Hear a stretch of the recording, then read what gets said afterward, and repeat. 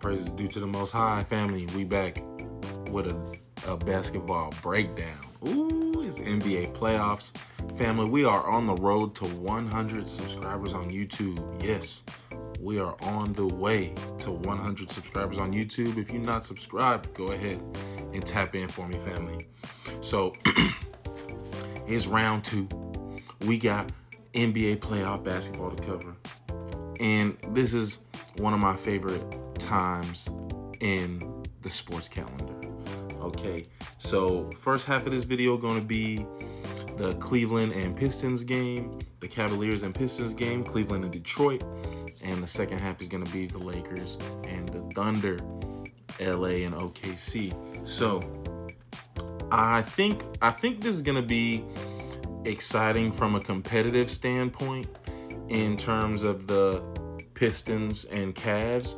I don't think these teams are championship caliber. I don't think that they're on the level of the teams that are actually, we think can win like really everybody else in the West and the Knicks. Or everybody in the West and the Knicks, right? Yeah. But anyhow, family, I think these two teams are very evenly matched. So I think it'll be a fun competitive series. But like I said, whoever moves on is just going to lose to the Knicks, probably, is how this series, that other series is going. But if you are rooting for the Cavs, James Harden is where you need to resolve the issue, right? In this particular game, his 3-point shot abandoned him. In this particular game, he had the same amount of assists and turnovers, right? No go. And that's really, James Harden is really the X factor that separates the Cavs from the Pistons, because Donovan Mitchell and Harden are your two shot creators, but Donovan Mitchell is more of a scorer himself. He's gonna get himself open and get a look, right? He's gonna attack, whereas Harden can penetrate the defense and set up others and assist others, right? And get others open looks. But if you're getting the same amount of turnovers as you are the benefit of playmaking Harden, that it cancels, that you lose your advantage, right? Whereas on the Pistons, it's really only Cade Cunningham that can create at all. Duncan Robinson is an excellent spot-up shooter, but there's nobody on the Pistons that can create, not named Cade Cunningham, right? And his superpower is he can create for himself as much as he can create for others. But in the playoffs, family, when we're talking about this deep into the season, one creator is pretty easy to game plan and defend against. That's where the Cavs' advantage comes, is having two creators, right? They're pretty evenly matched in terms of shooting, in terms of like defense. Like these two teams are not like defensive stalwarts, or necessarily liabilities. Cleveland has, you got two big guys that are really good defenders, Evan Mobley and Jared Allen.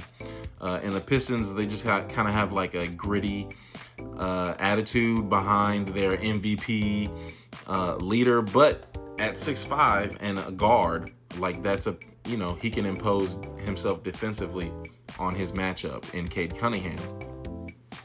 But so that's what I seen, family. It's some evenly played basketball, but the pedigree of having an MVP candidate and just James Harden not stepping up to the occasion. It's the playoffs. We didn't even really get regular James Harden. You kind of did, but those turnovers and that lack of 3-point shooting, though, that's not really James Harden, right? But anyhow, family, I'm excited for the rest of the series. I think that this is at least going 6 games. But I have to give the advantage to Detroit right now. If the Cleveland can get James Harden to produce more efficiently and more consistently, then that is their path to success, or just a crazy dominant scoring outing from Donovan Mitchell, like we've seen before. But that's less likely than I think James Harden just getting on track. But again, I don't know which is more likely. But I just don't personally trust James Harden to really figure that out over the course of a whole series. So that's why I'm giving the edge to Detroit. All right, family, let's talk Lakers and Thunder. Let's talk Lakers and Thunder. And there's not a whole lot to say, unfortunately. Let's just be straight up, family. The Thunder are just totally out. They're gonna outclass the Lakers this series. And as someone who is rooting for LeBron, it's extra frustrating.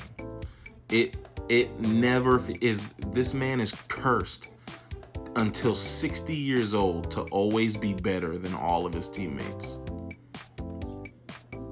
And the only exception is, and it's only been for a year or so, the only exception is Luka, right? But obviously he's not here. The best ability is availability. If the Lakers were full power, even though they got their butts whooped in the regular season, I do think they could win the series. Or they'd have the ability to win the series against the Thunder. I still think it's possible, but it's very unlikely, family. I think the Lakers actually have a better starting five, but SGA is the best player on the court. As great as LeBron is looking, come on, SGA's the top two players in the world right now. He's at the peak of his powers. He's the reigning MVP. LeBron's just not there, right? But LeBron is definitely the second best player in the series. The problem, why the Thunder though? Again, I think the starting five for the Lakers are just as good as the starting five for the Thunder. Where the Thunder, it gets their massive advantage is the bench, and then having the best player in the world, right? But LeBron looked great. Rui Hachimura looked great. DeAndre Ayton is playing well. Family, the Lakers had 15 bench points. And Austin Reeves, bro. Austin Reeves, man, if this is how this season finishes out, I was never big on Austin Reeves, but I definitely had more respect for his game than what I'm seeing right now. It's just totally egregious. I know he's coming back from injury, but man, for LeBron to have the expectations and respect for you the way he does, and for you to come out and perform like this, and while you see LeBron doing what LeBron is doing in his effort and output, right? It's just, to me, right, wasn't the controversy when they first became teammates that Austin Reeves was more of a Kobe head than a LeBron head? What do you think the Mamba is thinking of your game right now, bro? He's turning over in his grave. Austin Reeves, like, to the degree that I want to see the Lakers compete, Austin Reeves, you got to step up, family.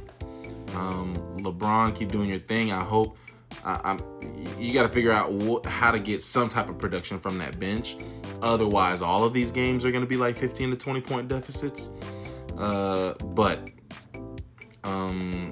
there is a very narrow path to success for the Lakers. But unfortunately, I don't think they're going to be able to pull it off. And so I think this is going to be a lopsided series here. Anyhow, all praise is due to the Most High, family. Peace and love. Tap in what you thought. Enjoy the conversation. That's my basketball breakdown.